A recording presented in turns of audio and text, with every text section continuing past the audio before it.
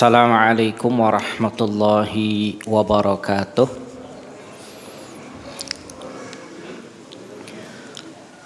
Innal hamdalillah nahmaduhu wa nasta'inuhu wa nastaghfiruhu wa natubu ilaih wa na'udzu billahi min syururi anfusina wa min sayyiati a'malina. May yahdihillahu fala mudilla lahu wa may yudlil fala hadiya lahu. Asyhadu an la ilaha illallah wahdahu la syarika lahu wa asyhadu anna Muhammadan abduhu wa rasuluh. Qala jalla sya'nu fi kitabihil karim, ya ayyuhallazina amanu taqullaha haqqa tuqatih wa la tamutunna illa wa antum muslimun. Ya ayyuhan nasu taqu rabbakumul ladzi khalaqakum min nafsin wahidah wa khalaqa minha zawjaha wa bassa minhuma rijalan katsiran wa nisaa'a wattaqullaha alladzi tasaaluna bihi wal arham innallaha kana 'alaikum raqiba. Ya ayyuhalladzina amanu taqullaha wa qulu qawlan sadida yuslih lakum a'malakum wa yaghfir lakum dhunubakum wa may yuti'illaha wa rasulahu faqad faza fawzan 'azima. Amma ba'd, fa inna khairal haditsi kitabullah wa khairal hadyi hadyi Muhammadin sallallahu alaihi wasallam wa syarrul umuri muhdatsatuha wa kullu muhdatsatin bid'ah wa kullu bid'atin dhalalah wa kullu dhalalatin finnar. Jamaah salat maghrib, ikhwani wa akhwati fiddin, a'azzakumullah. Alhamdulillah, pada kesempatan malam kali ini kita masih melanjutkan pembahasan kitab Al-Adabul Mufrad karya Al-Imam Muhammad ibn Ismail Al-Bukhari rahimahullah yang meninggal pada tahun 256 Hijriah. Masih kita di bab yang ke-118 ya, di riwayat 234. Ini bab yang diberikan judul dengan Babul Khuruji ilal Mabqalah wa hamalin syai' ala atiqih ila ahlihi bisabil. Bab ya yang membahas tentang keluar ke tempat ladang sayur ya, dan membawa ya sayuran itu di atas pundaknya untuk dia bawa ke keluarganya dengan kantong dari pelepah kurma. Ini ya riwayat yang bahas tentang bagaimana seseorang itu dia mesti ada upaya atau usaha kerja di dunia. Walaupun ya kerjanya seperti nanti sebuah asar dari sahabat ya. Cuman datang ke ladang ya, kemudian membawa hasil dari ladangnya itu dengan diletakkan di atas pundaknya, dia bawa sendiri.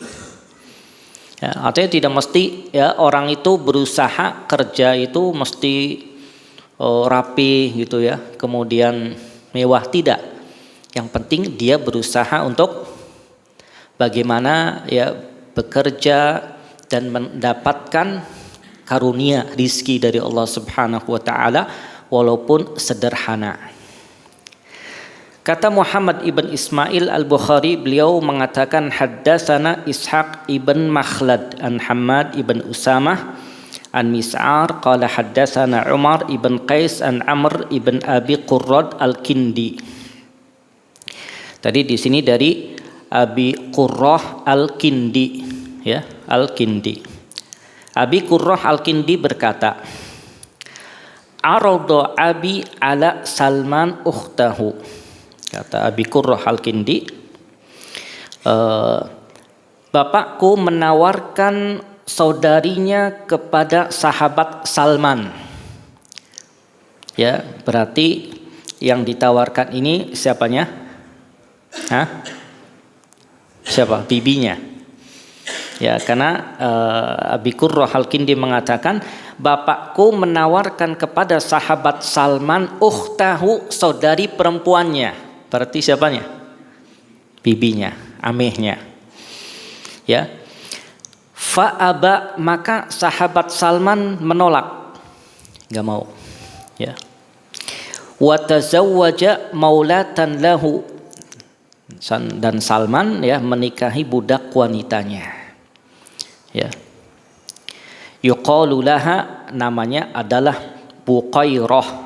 Ya, Buqairah namanya Buqairah. Ini nama budak wanita yang dinikahi oleh Salman, Buqairah namanya. Kemudian fabalagha Aba Qurrata annahu kana baina Huzaifata wa Salman syai'. Maka ya sampailah kepada Aba Qurrah. Aba Qurrah ini bapaknya Qurrah tadi yang menawarkan ya saudarinya ke Salman, sampai berita kepadanya bahwa ya ada masalah antara sahabat Huzaifah dengan Salman. Jadi dua sahabat Nabi ini lagi apa? Lagi ada masalah. Ya wajar ya kalau kita mungkin ada getrik sama teman, ada masalah, sahabat aja ada apa? Ada masalah. Maka sampai kepada Aba Qurrah bahwa antara sahabat Huzaifah Ibnul Yaman dengan Salman Al-Farisi ada sesuatu, ada masalah. Fa'atahu yatlubuh, maka Aba Qurrah langsung mencari Salman. Ya, mendatangi Salman, mencari Salman. Kemudian fa ukhbira annahu fi mabqalatin lah, maka dikasih tahu bahwa Salman ada di mabqalah. Mabqalah itu ladang sayuran. Itu Salman ada di situ ya. Fatawajjah ilaih, maka Aba Qurrah segera ya menuju ke ladangnya Salman tadi. Falaqiyahu ma'ahu zabilun ya fihi baqlun qad adkhala asahu fi urwati sabil wa huwa ala atiqih. Maka Aba Qurrah pun ya bertemu dengan Salman, dan Salman waktu itu dia lagi bawa sayuran yang dimasukkan kemana? Ke kantong dari pelepah kurma dan dibawa di atas pundaknya. Lagi bawa sayuran. Ya. Wa huwa ala atiqih. Faqal, maka mulailah dia berkata, ya Aba Abdillah, wahai Aba Abdillah, makana bainaka wa baina Huzaifah. Maksudnya wahai Salman, karena kunyahnya Aba Abdillah. Wahai Aba Abdillah, makana bainaka wa baina Huzaifah. Ada masalah apa kamu dengan sahabat Huzaifah? Ya, ada masalah apa ya antara kamu dengan Huzaifah? Qal yaqulu Salman, maka Salman pun berkata, wa kanal insanu ajula, bahwa ya manusia itu selalu tergesa-gesa. Ya, membawakan firman Allah Ta'ala di dalam surah Al-Isra ayat 11, wa kanal insanu ajula, manusia itu sangat terburu-buru. Ya. Dan memang fakta ya, manusia itu selalu inginnya cepat. Cepat kaya. Ya, kemudian cepat apa lagi? Cepat sukses ya, cepat apa lagi? Cepat nambah ya, nambah harta maksudnya ya. Maunya serba cepat, wa kanal insanu ajula. Ya. Kemudian fantalaqa hatta ataya dar Salman. Maka ya segera keduanya pergi ya ke rumahnya Salman tadi ya, jalan dengan Salman. Fadakhala Salmanud dar, maka Salman pun masuk ke rumahnya. Faqal, dan mengucapkan assalamu alaikum. Summa azina li Abi Qurrah. Lihat ya, Salman masuk ke rumahnya mengucapkan apa? Assalamu alaikum. Jadi kalaupun kita masuk ke rumah kita, tetap ya kita mengucapkan assalamu alaikum. Jangan mentang-mentang rumah langsung apa? Masuk, enggak. Tetap assalamu alaikum. Kemudian Abu Qurrah pun diizinkan masuk ya. Kemudian dipersilahkan oleh Salman untuk duduk ya. Kemudian mulailah ansya'a yuhadditsu. Kemudian Abu Qurrah pun langsung ya berbicara kepada Salman ya, dan berkata inna Hudzaifata kana yuhadditsu bi asya. Ya, sesungguhnya Hudzaifah itu menceritakan tentang sesuatu. Ya. Kana yaquluha Rasulullah, apa yang diucapkan oleh Rasulullah sallallahu alaihi wasallam fi ghadabi li aqwam, dalam keadaan marah kepada kaum. Ya, jadi Hudzaifah membicarakan tentang sesuatu ya, apa yang diucapkan Rasulullah dalam keadaan marah kepada aqwam, kepada kaumnya. Fa'utiya fa'us'al anha, maka ya didatangkan kepada beliau dan ditanya. Fa'aqul, maka aku pun berkata, Hudzaifah a'lam bima yaqul. Tatkala Salman ditanya tentang masalah itu, ya Hudzaifah lebih tahu dengan apa yang dia ucapkan. Artinya kalau ada seseorang yang membicarakan tentang orang lain kepada kita, ya kita nggak tahu, maka ente tanya sama dia, dia yang lebih tahu apa yang dia ucapkan. Coba tanya langsung kepada Hudzaifah, ya, dia lebih tahu a'lam bima yaqul, dengan apa yang dia ucapkan. Ya, wa aqrah an takuna ya dhaghain baina aqwam, dan aku benci ada nanti ya penyakit-penyakit hati yang tidak enak di antara kaum, ya, di antara beberapa orang. Fa'utiya Hudzaifah, maka Hudzaifah pun didatangkan. Faqilalah, maka dikatakan kepadanya inna Salman, ya, dikatakan kepada Hudzaifah inna Salman la yusaddiquk wa la yukadzibuk bima taqul. Wahai Hudzaifah, Salman tidak membenarkanmu dan tidak mendustakanmu dengan apa yang kau ucapkan. Gak membenarkan, gak mendustakan. Kalau ada orang datang ke antum, oh iya benar, itu kayaknya gak benar itu orang. Ya, tapi Salman gak, dia lebih tahu apa yang dia ucapkan. Sehingga dikatakan Salman gak membenarkan ucapanmu dan tidak mendustakanmu. Ya, kemudian faja'ani Hudzaifah, maka datanglah kepadaku Hudzaifah. Hudzaifah datang. Faqal, maka Hudzaifah berkata, ya Salman, wahai Salman ibna ummi Salman, wahai Salman anaknya ibunya Salman. Ya. Faqultu, maka kata Salman, aku pun berkata, ya Hudzaifatu ibna ummi Hudzaifah. Dibalas lagi ya, wahai Hudzaifah anaknya ibunya Hudzaifah. Ya,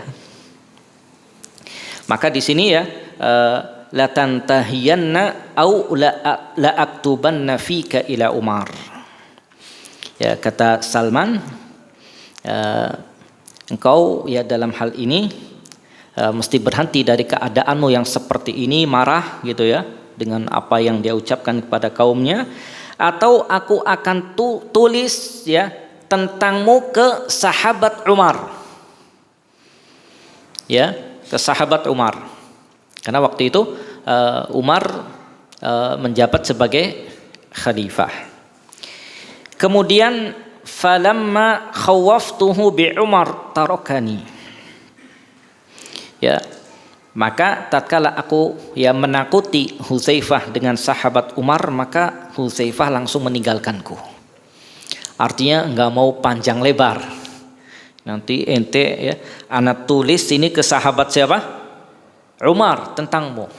Fatarokani, maka Hudzaifah segera meninggalkanku. Dia takut. Ya, dia takut. Waqad qala Rasulullah sallallahu alaihi wasallam, dan Rasulullah sallallahu alaihi wasallam bersabda, min waladi Adam ana. Aku ini dari anak keturunan Adam. Ya. Dan Nabi itu dari keturunan siapa? Nabi Ismail ibn Ibrahim, terus ke atas ya. Min waladi Adam ana ini ya dari keturunan anak Adam. Fa ayyuma abdun min ummati, maka siapapun seorang hamba dari umatku, kata Nabi, la'antuhu la'natan, yang aku laknat dengan sebuah laknat ya, au sababtuhu sabbatan, atau yang aku cela dengan sebuah celaan, fi ghairi kunyihi, pada sesuatu yang memang tidak layak dia dilaknat atau dia tidak layak untuk dicela, maka kata Rasulullah sallallahu alaihi wasallam, faj'alha alaihi salatan, maka aku doakan dia dengan kebaikan.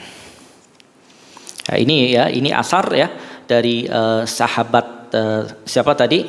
Salman dan Hudzaifah, dan ditutup dengan riwayat dari Nabi kita Muhammad sallallahu alaihi wasallam berupa matan tadi. Jamaah salat maghrib, ikhwani wa akhwati fiddin, a'azzakumullah. Riwayat yang panjang tadi menunjukkan yang pertama bahwa para sahabat itu laisu maksumin. Yang pertama, sahabat itu mereka tidak maksum.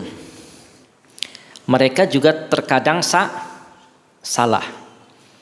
Ya, terjadi di antara mereka ada yang marah, ya saling marah, atau ada yang saling menyelisihi. Cuman bagusnya mereka para sahabat itu la yajurruhum ilal qati'ah.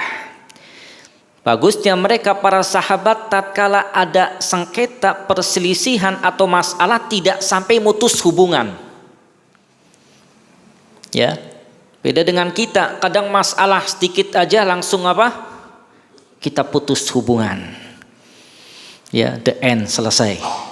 Ya, padahal enggak seperti itu. Sahabat ya, di antara mereka Salman dengan Hudzaifah tadi ada masalah. Tapi ya la yajurruhum ilal qati'ah, tidak mengarahkan mereka sampai memutus hubungan di antara mereka. Ya, bahkan lihat ya, di antara ya yang tadi berselisih seperti Abu Qurrah tidak terima karena tadi menawarkan ditolak, tetap ya saling mendahului untuk mengucapkan salam, assalamu alaikum. Ya, bahkan di antara ya sebab yang akan bisa membersihkan hati seseorang adalah dengan mengucapkan salam. Naam, ya, dengan mengucapkan salam. Ya, Nabi kita Muhammad sallallahu alaihi wasallam sampai bersabda, afala adullukum, maukah aku tunjukkan kepada kalian yang apabila kalian melakukannya maka kalian akan ada saling rasa kasih sayang di antara kalian, maka sebarkanlah salam di antara kalian. Ya, assalamualaikum. Mungkin ya tatkala ada orang masalah dengan kita, mungkin dia menyakiti kita, kadang memang berat mengucapkan salam. Ya, mulut ini kayak terkunci walaupun nggak ada kuncinya. Berat ya, tapi tatkala mengucapkan salam, maka hati kita pun akan enak, apalagi dia ya kemudian membalas salam kita, saling mendoakan. Maka ini kata beliau akan bisa menjadikan hati itu bersih ya bagi orang yang mengucapkannya, ya bagi orang yang menjawabnya, dan ini akan membawa pada apa? Baiknya hubungan di antara kita. Ya. Dan ya faedah yang selanjutnya, Nabi kita Muhammad sallallahu alaihi wasallam ya terkadang marah kepada kaum, akan tetapi marahnya Nabi itu kepada kebaikan. Ya, marahnya Nabi ya tatkala larangan-larangan Allah dilanggar, kemudian perintah-perintah Allah ditinggalkan, Nabi pun marah. Tapi tetap ya tatkala Nabi marah atau mungkin khawatir ada yang Nabi sakiti, yang sampai Nabi itu ya berkata kepada sahabat-sahabatnya, barangkali ada yang tidak terima dengan apa yang Nabi cela, ya apa yang Nabi mungkin lakukan dengan hal yang tidak mengenakan, ya maka Nabi pun sampai ya memberikan peluang kepada mereka untuk dalam riwayat yang lain membalas apa yang dilakukan oleh Nabi kepada mereka. Sampai ada satu riwayat ya, seorang sahabat tatkala Nabi kita Muhammad sallallahu alaihi wasallam berkata kepada para sahabat, siapa yang pernah aku sakiti maka silahkan ya bisa balas kepadaku, kata Nabi. Kata seorang sahabat, saya ya Rasulullah.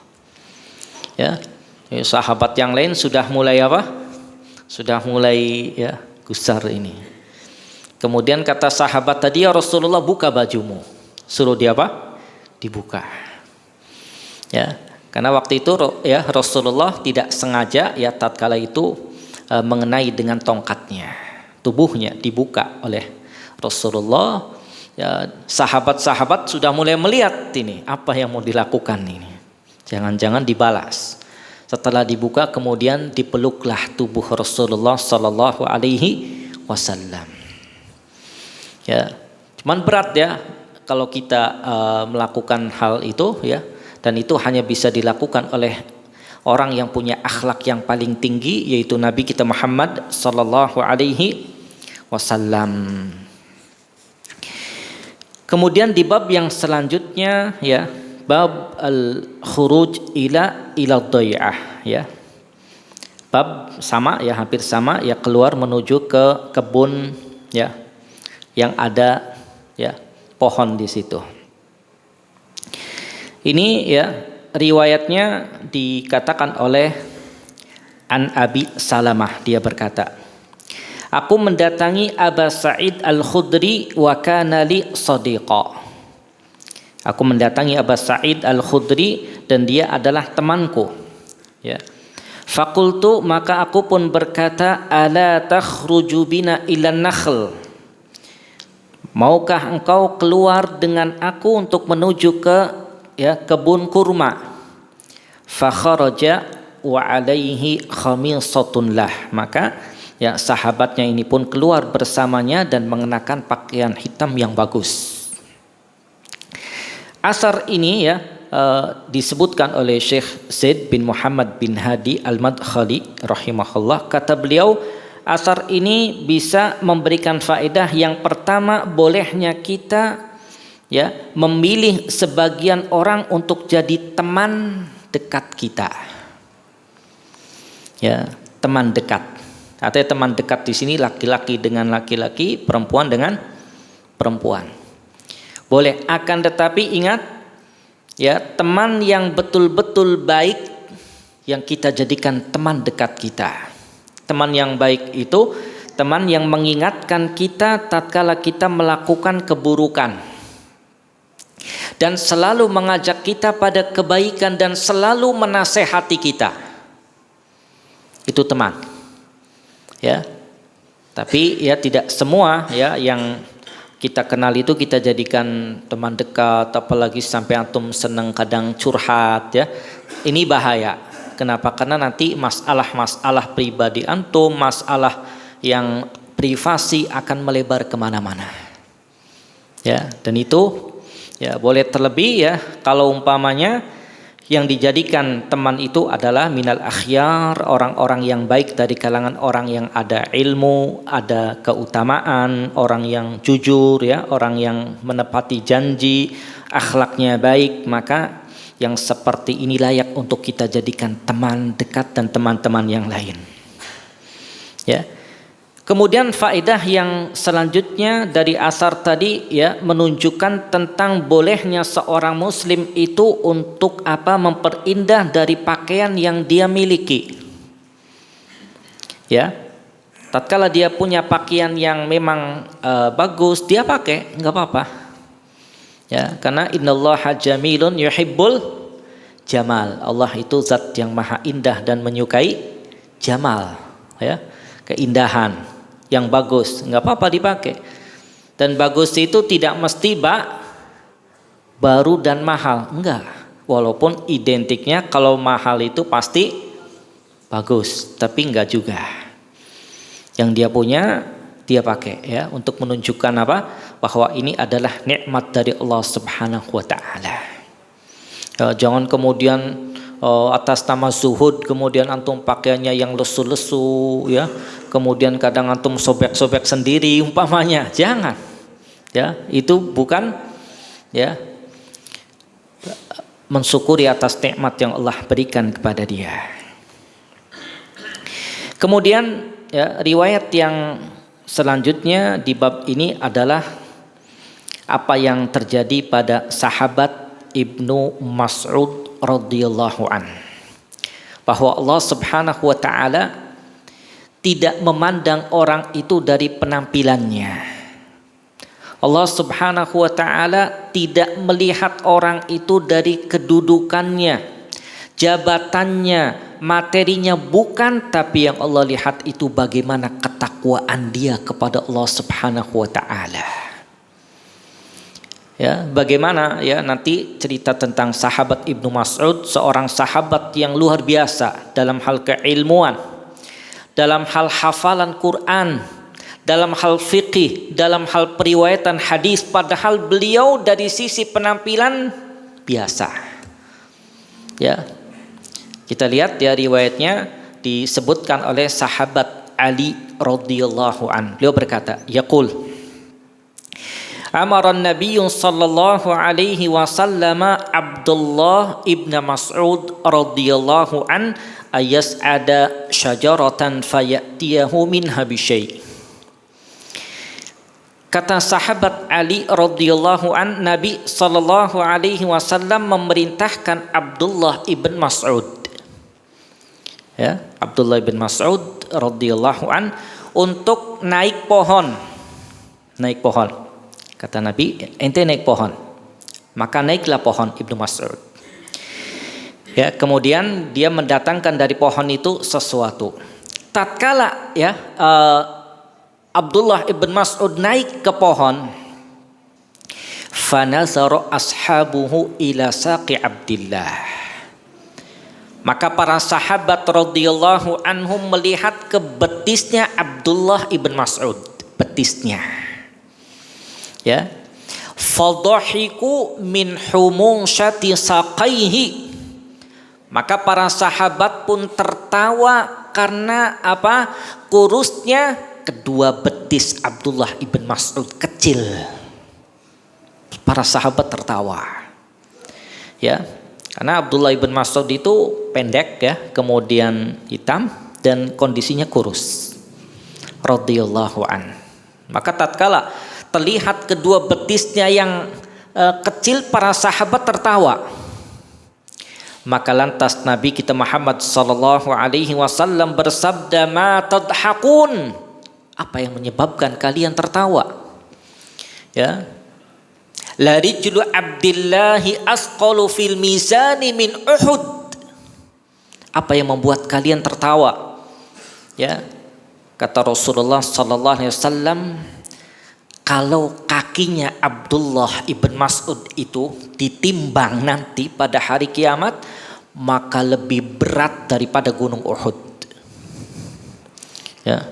Mungkin ya, antum sering lihat ya, kadang di Facebook itu ada Jabal Uhud ya, yang kata Nabi, Jabal yuhibbuna wa nuhibbuhu. Gunung Uhud itu ya, yuhibbuna, cinta kepada kita dan kita pun mencintai Uhud. Kalau kakinya Abdullah ibn Mas'ud ini ditimbang pada hari kiamat nanti lebih berat daripada gunung Uhud. Ini baru apa? Baru kakinya. Ya, ini baru kakinya. Dan hadis ini ya memberikan faedah, kata Syekh Zaid bin Muhammad ibn Hadi al-Madkhali, ya, berupa kabar gembira bagi Abdullah ibn Mas'ud radhiyallahu an. Wa annahu min ahlil jannah, bahwa Abdullah ibn Mas'ud ini termasuk penduduk surga. Dan ini pun mukjizat Nabi sallallahu alaihi wasallam yang mengkhabarkan bahwa Ibn Mas'ud apabila diletakkan nanti fil mizan, timbangan, karena pada hari kiamat Allah akan letakkan timbangan. Wa nad'ul mawazinal qist. Kami akan tegakkan timbangan dengan adil pada hari kiamat. Ya, Syekh Muhammad ibn Shalih Al-Utsaimin rahimahullah tatkala menjelaskan tentang apa yang ditimbang, ya, itu ada yang mengatakan yang ditimbang amalnya, ada yang ya mengatakan yang ditimbang itu adalah apa? Lembaran-lembarannya, catatan-catatan amalnya. Ada yang mengatakan tubuhnya ditimbang. Kalau tubuhnya ini yang gemuk kayaknya ya, malah gemuk ini Ustaz, Pak. Ya nanti ditimbang berat juga. Enggak ya. Maka semuanya ada masing-masing dalilnya. Ya, di antara dalil yang menunjukkan bahwa yang ditimbang tubuh di antaranya hadis ini tadi. Kakinya siapa? Ibn Mas'ud. Kakinya, amal solehnya, kedudukannya akan ditimbang dan berat di sisi Allah Subhanahu wa taala. Ya, makanya di sini ditimbang ya, di timbangan itu huwanya dianya amalu wa sahifatuh. Dianya ditimbang amalnya dan catatan lembaran-lembaran yang ada tatkala dia di dunia. Bahkan kalau antum baca tentang keutamaan kalimat la ilaha illallah, ternyata di situ ada ya suhuf ya. Ada seseorang yang dipanggil dan diperlihatkan kepadanya dalam sebuah hadis yang sahih, kemudian ditampakkan kepadanya tentang apa? Tis'atun wa tis'un sijilat. Diperlihatkan kepadanya 99 catatan dosa kriminal. Dan satu lembaran, satu sijil itu kesalahannya madda basari, sejauh mata memandang. Kira-kira ya mungkin bahasanya dari awal sampai akhir isinya apa? Dosa. Ya, kemudian dikatakan ente ngakuin gak ini? Naam. Dia enggak menolak. Kemudian kata Allah Ta'ala, hallaka min hasanah, apakah engkau punya kebaikan dulu di dunia?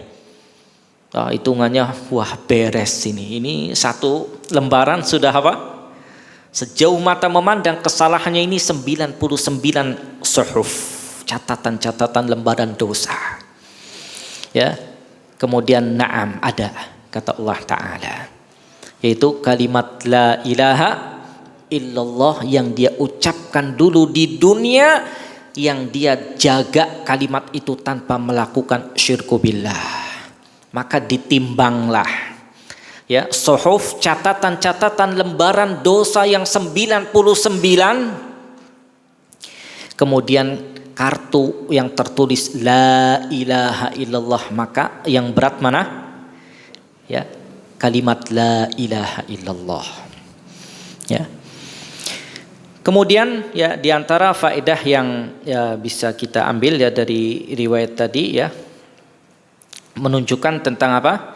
Tentang ya pentingnya seseorang itu untuk al-amru bil ma'ruf wa nahyu 'anil munkar. Bahkan ini wajib kata beliau.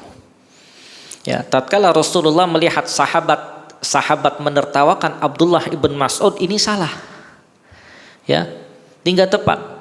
Ya, seolah-olah menghina dan mencela ciptaan Allah Subhanahu wa taala, terlebih yang dihina dan yang dicela dan yang ditertawain orang yang berilmu. Hati-hati. Hati-hati, ini berat. Kalau antum melanggar hak orang yang biasa itu catatan dosanya ada, tapi kalau orang yang berilmu justru lebih besar dan bisa berlipat-lipat. Karena ini Abdullah ibn Mas'ud di antara sahabat yang banyak meriwayatkan hadis. Dan sahabat di antara yang pertama-tama masuk Islam, bahkan diriwayatkan orang yang keenam masuk Islam. Abdullah ibn Mas'ud radhiyallahu anhu. Ceritanya ya, beliau menceritakan sendiri riwayat yang panjang. Tatkala beliau ditugaskan untuk apa? Untuk memelihara kambing untuk penduduk Mekah. Ya, beliau menjaga kambing-kambing. Ya, kemudian datanglah Rasulullah dan Abu Bakar. Kemudian kata Rasulullah, adakah kambing ya yang bisa aku perah kemudian aku minum susunya? Kata Abdullah bin Mas'ud, nggak bisa. Ini saya diberikan amanah untuk menjaga kambing-kambing ini, menggembala kambing-kambing ini. Kata Rasulullah, coba carikan ya anak kambing betina yang belum keluar susunya, masih anak-anak tapi betina. Hanya dicari ada. didatangkan kepada Nabi, kemudian dipegang oleh Nabi susunya dan dibacakan oleh Nabi, kemudian keluar susunya. Ini mukjizat ya. Nggak ada ya anak kambing betina sudah apa? Nggak ada. Mukjizat Nabi. Keluar, kemudian diambil oleh Abu Bakar, kemudian Rasulullah minum, kemudian Abu Bakar minum, Abdullah ibn Mas'ud juga minum. Itu belum masuk Islam. Kemudian setelah selesai, kemudian dipegang lagi susu ya kambing anak betina itu, kemudian kembali lagi. Artinya tadinya kan besar ya karena diperas susunya, kemudian setelah dipegang oleh Nabi maka jadi seperti semula lagi. Kembalilah seperti semula, kata Nabi. Mukjizat Nabi. Ya, semenjak kejadian itu maka beberapa waktu kemudian Abdullah ibn Mas'ud mencari Nabi dan masuk Islam. Ya, bahkan diriwayatkan beliau yang keberapa? Yang keenam ya, masuk Islam. Kemudian di antara ucapan yang diucapkan oleh Abdullah ibn Mas'ud radhiyallahu an, ya, kata beliau, tidaklah aku menyesal atas sesuatu dengan sebuah penyesalan, di mana ya hariku ini terus berlalu, dan tatkala ya matahari setiap hari itu terbenam, sedangkan ajalku semakin dekat tapi amalku selalu berkurang. Artinya beliau ya merasa bahwa ajal itu semakin dekat tapi amalnya nggak bertambah. Ya, coba antum kadang setiap hari ini banyak dosa apa banyak amal solehnya? Hah? Allahu a'lam, antum yang paling tahu. Ya, kadang ajal semakin apa? Makin dekat, amal tidak bertambah, kadang itu aja. Ini yang diucapkan oleh Abdullah ibn Mas'ud. Kemudian dalam ucapan yang lain beliau mengatakan, laisal ilm lil mar'i bi kasratir riwayah walakinnal ilma al khasyah. Ya, ilmu itu bagi seseorang bukan banyaknya riwayat, bukan banyaknya apa yang dia ketahui ya dengan pengetahuan ilmu, ngaji sana, ngaji sini, terus rajin ngaji. Bukan seperti itu. Akan tetapi yang namanya ilmu itu al-khasyah, rasa takut dia kepada Allah Subhanahu wa taala. Karena percuma antum ngaji setiap hari tapi nggak takut-takut. Buat apa? Karena ilmu agama yang bermanfaat itu membuat orang tambah takut kepada Allah Ta'ala. Kalau tambah takut, tambah taat, tambah jauh dari larangan. Tapi kalau antum merasa biasa-biasa aja, Ustaz, ya, nambah taat enggak, nambah takut juga, ini bahaya. Ya, berarti ilmunya butuh diapakan? Diresapi ya. Kemudian diamalkan. Maka ini ya di antara ucapan oleh Abdullah ibn Mas'ud radhiyallahu an. Kemudian di bab yang selanjutnya yaitu babul muslim mir'atu akhihi. Bab seorang muslim itu cerminan bagi saudaranya yang lain. Ini penting ya, kenapa? Karena kita itu kadang punya cermin di rumah tapi ya cuman hanya sekedar apa? Cermin untuk diri sendiri. Oh, ini anak kelihatannya udah apa? Udah tua ya, jangan ganteng ya. Ya untuk diri sendiri, kadang gak melihat bahwa ternyata ya saudara Islam yang lain itu adalah ya cerminan untuk dia. Ya. Maka di sini ya dikatakan oleh sahabat Abu Hurairah radhiyallahu an, beliau berkata, al-mu'minu mir'atu akhi idza ra'a fiha aiban aslahahu. Seorang mukmin itu cerminan atau cermin bagi saudaranya yang beriman. Apabila dia melihat pada ya saudaranya yang beriman itu aiban, satu aib, satu kesalahan, aslahahu, dia berusaha untuk memperbaikinya. Ya, hadis ini menunjukkan tentang apa? Tentang hukum yang umum yang berkaitan dengan hak orang-orang yang beriman atas orang-orang mukmin yang lain.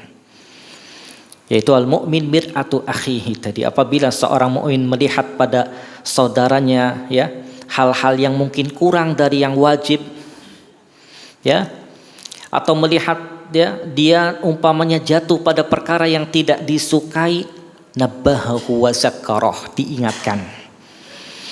Ya, diingatkan kalau ada kekurangan dalam hal yang wajib, atau dia terprosok jatuh, karena orang jatuh dalam kesalahan dosa itu bisa jadi apa? Bisa jadi kesalahan khilaf dia. Lagi dia mungkin tidak terkontrol, dia jatuh, mungkin dia menyesal. Mungkin dia sudah bertaubat, tapi kalau kita pas lihat, kita ingatkan dia. Ya, jangan dibiarkan. Ya, diingatkan. Maka jadilah di sini al-amir wan nahi, orang yang selalu memerintahkan kepada yang baik dan mencegah dari yang munkar. Dan ini adalah ajru da'wati ilallah, pahala orang yang berdakwah kepada Allah Subhanahu wa taala. Dia menasehati saudaranya tatkala ada yang kurang dalam hal yang wajib, atau tatkala dia jatuh fil muharramat, pada hal-hal yang diharamkan, atau ghaflah, atau dalam hal-hal yang lalai, diingatkan. Gak apa-apa. Kenapa? Karena Nabi mengatakan al-mu'min lil mu'min kal bunyan yashuddu ba'duhu ba'da. Mukmin dengan mukmin yang lain itu seperti bangunan yang menguatkan satu sama yang lain. Dalam riwayat yang lain Nabi mengatakan kamasalil jasadil wahid, seperti satu tubuh. Iza shtaka minhu udwun tada'alahu sa'irul jasadi bisahar wal humma. Seperti satu tubuh, apabila satu anggota tubuh ngeluh sakit, maka seluruh tubuhnya pun akan merasakan itu, tidak bisa tidur dalam waktu malam dan dalam keadaan demam. Maka ini ya wajibnya untuk apa? Tanasuh, saling menasehati ya, saling mengingatkan. Dan ini termasuk diantara amal-amal soleh yang akan Allah angkat derajat seorang hamba itu dengan darajat aliyah, dengan derajat yang tinggi. Bukan diam dengan apa? Dengan kesalahan yang ada pada saudara kita. Jangan, diingatkan segera, fauron. Jangan nanti. Kenapa? Karena ya, persaudaraan yang hakiki, teman yang shadiq, teman yang benar dan jujur dalam pertemanannya seperti itu. Dia tidak diam tatkala ada kemungkaran, dia lihat pada temannya. Dia kurang nih dalam hal yang wajib, kita ingatkan. Dia jatuh pada perbuatan yang muharramat, yang haram, kita ingatkan juga. Kemudian dia yaqa fi ghaflah, kadang dia jatuh pada hal yang lalai, bisa, maka kita ingatkan juga. Maka ini ya inti dari ya al-mu'min mir'atu akhihi. Ya, mukmin itu cerminan bagi mukmin yang lain. Ya. Jemaah salat maghrib, ikhwani wa akhwati fiddin, azzakumullah ya. Kemudian riwayat yang selanjutnya ya, karena ada dua riwayat lagi, ini hampir sama ya. Nabi mengatakan al-mu'minu mir'atu akhi, mukmin itu cerminan bagi ya saudaranya. Ya, wal mu'minu akhul mu'min, seorang mukmin itu saudara bagi mukmin yang lain. Yakufu alaihi dhai'atah wa yahutuhu min waraih. Ya, dia selalu mencegah ya dari dirinya itu agar tidak ya mengenakan hal yang tidak baik kepada saudaranya, dan terus membela saudaranya ya tatkala saudaranya itu tidak ada dan dijatuhkan kehormatannya. Ya, ini ya kadang kita berat, ada orang yang jatuhkan kehormatan, mungkin kita anggap nih dia orang baik, dijatuhkan, kita bela. Ya akhi, antum gimana ngatakan tentang si fulan? Jangan. Kita nggak tahu, mungkin dia sudah taubat, dia sudah mengakui kesalahan, kita bela. Ya, dan ini adalah sifat seorang mukmin muslim yang mesti kita terapkan. Kemudian yang terakhir ya di sini ya, Nabi kita Muhammad sallallahu alaihi wasallam bersabda, man akala bi muslimin aklatan fa innallaha yut'imuhu mislaha min jahannam Ya, barang siapa yang memakan ya saudaranya se-Islam dengan sebuah makanan, artinya menjatuhkan kehormatannya ya karena dia ingin dapat makanan, ya, maka Allah akan memberikan makanan dia ya dari makanan jahanam, neraka jahanam. Ya, wa man qusiya bi rajulin muslim, dan barang siapa yang dia ingin mendapatkan pakaian atau hadiah yang dia kenakan karena dia menjatuhkan kehormatan saudaranya, maka Allah akan memberikan pakaian dia dari jahanam. Ya, wa man qama bi rajulin maqama riya'in wa sum'ah, barang siapa yang diserahi kekuasaan atas seorang mukmin dengan niat riya dan sum'ah, maka Allah yaqumu bihi maqama riya'in wa sum'atin yaumal qiyamah, maka Allah kelak pada hari kiamat akan meletakkan mereka ya pada dosa riya dan sum'ah mereka. Artinya ya di sini ya menunjukkan tentang apa? Ada kadang orang itu yang tipenya punya dua muka dia. Dia pergi ke si fulan untuk mendapatkan apa? Mata'id dunia, nikmat dunia makanan, mencelak saudaranya, menyebutkan saudaranya si fulan itu seperti ini, si fulan itu seperti itu untuk dapat makanan. Maka yang seperti ini akan Allah balas dengan makanan dari neraka nanti. Ada lagi sama orang yang hanya sekedar ingin dapat pakaian dan yang lain untuk menjatuhkan fulan, juga Allah akan balas dia di akhirat nanti. Ya. Dan juga orang yang riya, sum'ah, maka tidak akan dapat pahala dari Allah Subhanahu wa taala. Maka ya beberapa faedah di antara faedah riwayat ini menunjukkan tentang apa? Tentang hati-hati seseorang itu tatkala dia yatakallam, berbicara. Hati-hati. Ya, berbicara apalagi ucapannya itu dia menisbatkan kepada seseorang umpamanya yang tidak ada pada orang itu aib, atau ya aibnya ada mungkin satu tapi tambahannya berapa? 5 ya. Mungkin dia salah, mungkin bohong, dia bohong memang. Iya, si fulan itu bohong. Ya, kemudian apalagi? Ya, enggak ngenakin. Wah, tambahannya banyak. Hati-hati. Nah, ini akan rontok kebaikan kita nanti ya di hadapan Allah Subhanahu wa taala. Maka di antara faedah hadis ini juga apa? Al-hazar min iktiyabin nas. Dari menggibahi manusia. Hati-hati ya, gibah ya kepada manusia ya, kemudian ya mencari-cari aib kesalahannya ya. Kalau mungkin dia salah, dia mungkin sudah bertaubat ya, dia sudah menyesal, ya sudah, kita tidak usah ya menggunjing dia lagi ya. Ini pun untuk kita semua ya, karena ya kadang kita ini tidak ada niat awalnya gibah, cuman karena kumpul ngobrol akhirnya apa? Jadilah majelis gibah, terutama ibu-ibu biasanya kalau sudah sering ngobrol. Ya, maka hati-hati ya, terlebih kalau di pengajian itu antum mesti cari posisi, jangan ngobrol, jangan deket-deket. Ya, kenapa ini kajian tapi ngobrolinya kadang orang. Terlebih ngobrolinya di masjid, yaitu baitun min buyutillah. Maka semoga Allah Subhanahu wa taala menjaga kita semua akan perbuatan yang akan mendatangkan hukuman dari Allah Subhanahu wa taala, dan semoga Allah Subhanahu wa taala memudahkan kita untuk terus ya memperbaiki diri kita dan memperbaiki keluarga ya, kerabat dan teman-teman kita. Wassallallahu ala nabiyyina Muhammadin subhanakallahumma wa bihamdika wa nashhadu an la ilaha illa anta wa nastaghfiruka wa natubu ilaik. Wassalamu alaikum warahmatullahi wabarakatuh.